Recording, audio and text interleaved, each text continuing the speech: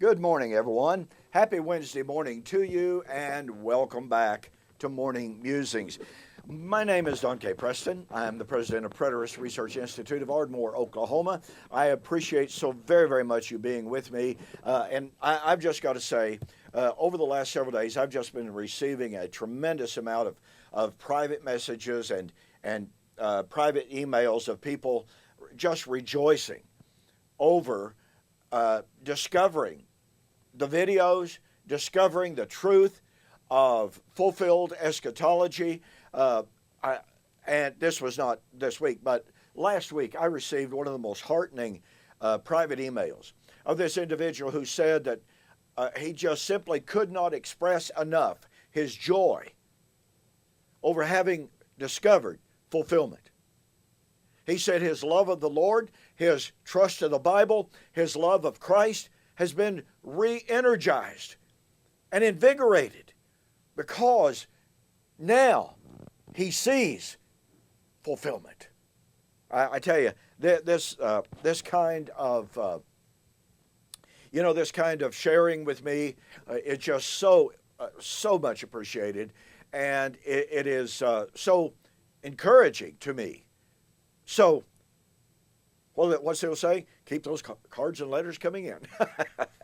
Okay, now, over the last couple of days, I've been sharing with you the correlation between Daniel 9 and Hebrews chapter 9 as it relates to the return of the absent master. Hebrews 9:28, the writer says, "To those who eagerly look for him, he shall appear a second time apart from sin for salvation."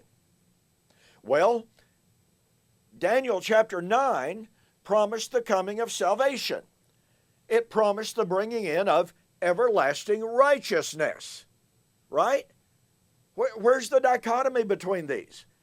So 70 weeks were determined to bring in everlasting righteousness, to put away sin, to make the atonement. Are those not related to salvation? Of course they are.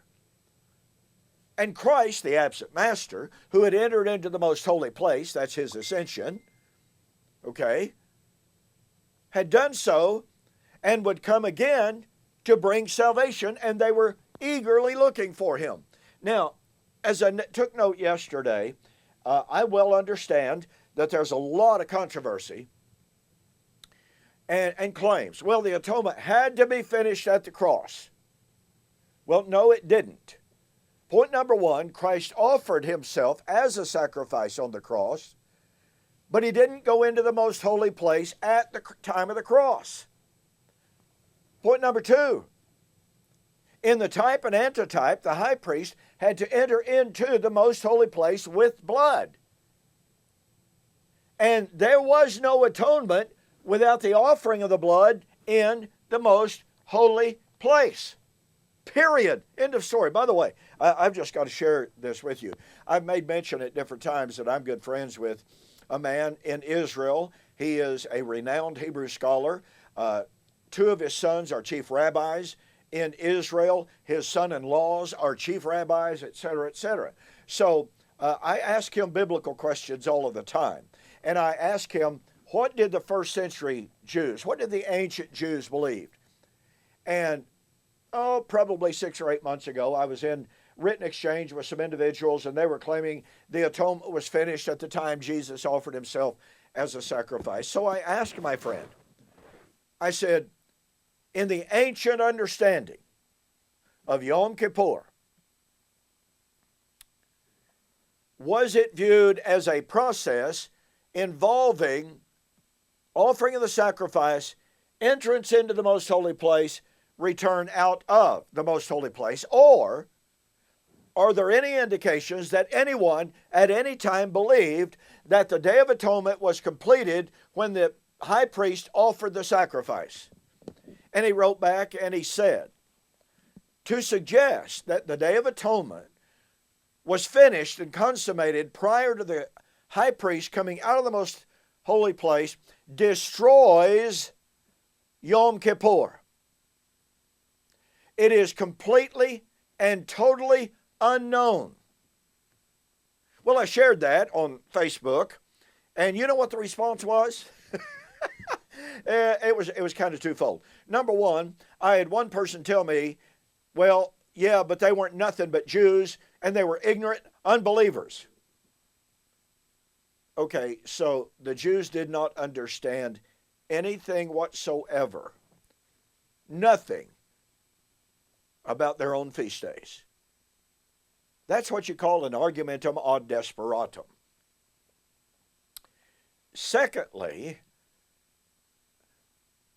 this my friend went ahead and demonstrated from Leviticus 9 that I shared with you yesterday, blessings of sacrifices were never given until the return out of the temple. Never. So here we have a man who is himself a world-renowned Hebrew scholar. His sons and his sons-in-laws are chief rabbis in Israel, and they don't know a thing in the world about the history. Anyway, the second point that someone on Facebook tried to make is, well, yeah, it's true that type and antitype, you have the fulfillment over here. But not every single aspect of typology was fulfilled or necessary even in the antitype. Well, I understand that. For instance, Hebrews chapter 5 makes it abundantly clear that the high priest had to offer sacrifice first for his own sins and then for the sins of the people. Well, guess what? Christ didn't have to offer himself or offer a sacrifice for himself. I understand that. That's not even a point of controversy. And no one's making a point. But you see, the writer makes a point in Hebrews chapter 9, verse 24, of Christ not only offering himself, but he makes a point of entering into the most holy place. And if the return of Christ is not part of the typology, then why does the writer say, Hebrews 9:28, unto those who eagerly look for him, he shall appear a second time apart from sin for salvation, for the law having, present active indicative, a shadow of the good things that are about to come. Why did the writer say that Christ's second appearing would happen because of the typology and the fulfillment of the typology and the foreshadowing of the law? That's his whole point, which agrees perfectly with Leviticus 9:21 and 22, by the way. Now, let me shift gears here very quickly. We are told, and a lot of good friends hold this position. I've made the argument that the 70 weeks were not completed until AD 70. Well, again, some of my friends, not a lot, they argue that the 70 weeks were actually completed somewhere around 34, 35 AD. Gary DeMar, my friend, has taken that position in the past. Kenneth Gentry takes that position. Many others take that position. Now, why do they do that? Well, because, number one, they argue that the atonement was finished at the cross. And number two, they argue that the bringing in of everlasting righteousness was accomplished at the cross. They don't argue that it was accomplished through the cross. They say it was accomplished at the cross. We've already disproven that. But I want you to notice that Daniel 9 verse 24 says, 70 weeks are determined to finish transgression. Now, ancient commentaries, as well as modern, there's an extremely long history of this interpretation. And by the way, my friend in Israel says this is true. Finish the transgression meant to fill up the measure of sin. Well, this is problematic for the view that the 70 weeks were fulfilled in 34, 35 AD. Pardon me. Let me call your attention to Matthew chapter 23. In Matthew chapter 23, Jesus told of how the Jews had killed the prophets in ancient times. He had already foretold, Matthew chapter 21, 33 and following, had already foretold his own death at the hands of the Jews and the subsequent judgment of Israel. Now watch. He says, you are those who garnish the tombs of the prophets, and you say, if we had been alive in the days of our fathers, we would not have slain the prophets, and thereby you testify that you are the sons of those who killed the prophets. You serpents, how can you escape the condemnation of Gehenna? You know, that burial pit, that burning trash heap outside the city walls. How can you escape the condemnation of Gehenna, the valley of Gehenna, condemnation? Fill up the measure of your father's guilt. Behold, I send to you prophets, wise men, and scribes. Some of them you shall scourge, crucify, chase from city to city, that upon you may come all of the righteous blood shed upon the earth, and from righteous Abel unto Zacharias son of Barachias, whom you slew between the temple and the altar. Verily I say unto you, all of these things shall come upon this generation. Now what's Jesus saying? Jesus said Israel had killed the prophets in the ancient times, and he challenged them that they were going to fill up the measure of their guilt by persecuting his apostles, his prophets, his wise men. And judgment would fall on them in that generation. Paul in 1 Thessalonians 2, 14 to 16, spoke of the Jewish persecution of the prophets. Now, he said, they've killed the Lord. Now, they persecuted us, the apostles, and forbid us to speak to the Gentiles, to fill up the measure of their sin always. What, Paul? Wait a minute. Paul's writing in 51 AD, and Paul said the Jews had not yet finished filling up the measure of their sin by persecuting the apostles and prophets. But he said they were doing it. They were filling up the measure of their sin by persecuting the apostles and prophets. In Revelation chapter 17, this great harlot, Babylon, the city where the Lord was slain, had a great golden cup in her hand. In that cup was the blood of the martyrs and the saints of whom? Was it just the Old Testament saints? Was it just the blood of Jesus? No. The prophets, the saints of Jesus. The cup of Babylon, the measure of her sin, was now full of the blood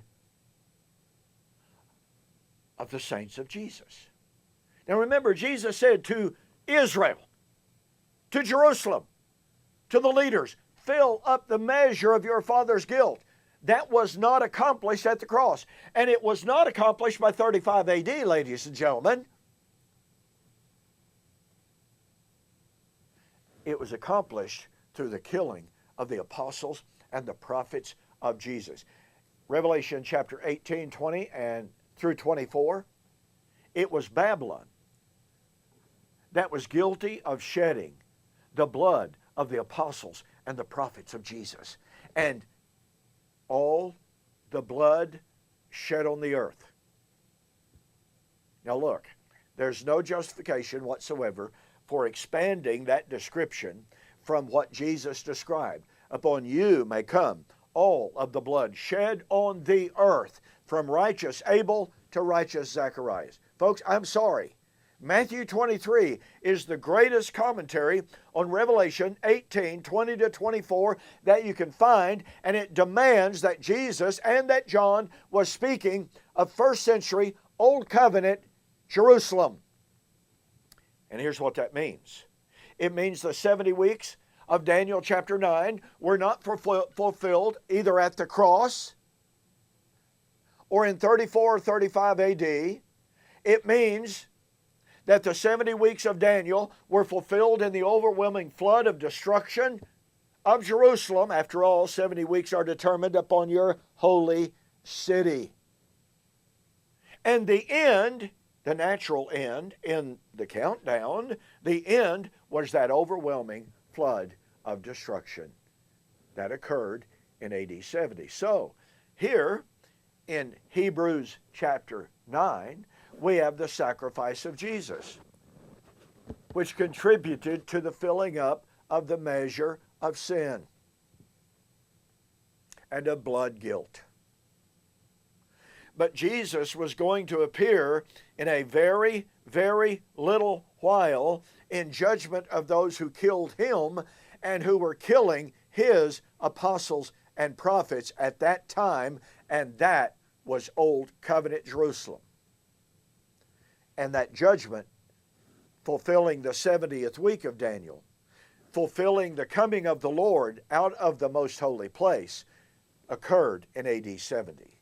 The 70 weeks did not end in 34 or 35.